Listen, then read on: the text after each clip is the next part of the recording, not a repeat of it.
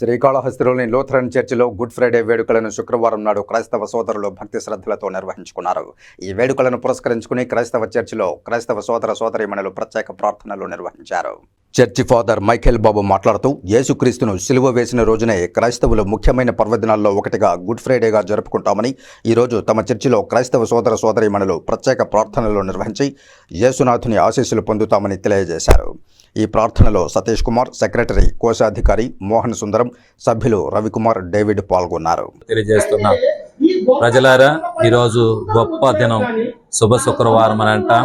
అయితే ఆ రోజు జరిగినటువంటి విషయాన్ని మనం చూస్తే, యేసుక్రీస్తు ఘోరమైనటువంటి అవమానాన్ని, శిలువ మీద మరణాన్ని అనుభవించిన దినాన్ని చెప్పాలంటే ఇది ఘోరమైన క్రూరమైనటువంటి శుక్రవారం అని చెప్పవలసిన దానికి మారు శుభ శుక్రవారం, గుడ్ ఫ్రైడే అనేటువంటి మాటను మనం వాడుతున్నాం. ఎందుకంటే కాలకాలంగా బలియాగం చెందుతున్నటువంటి పరిస్థితులు, యేసు మరణించిన ఆ రోజున 2,50,000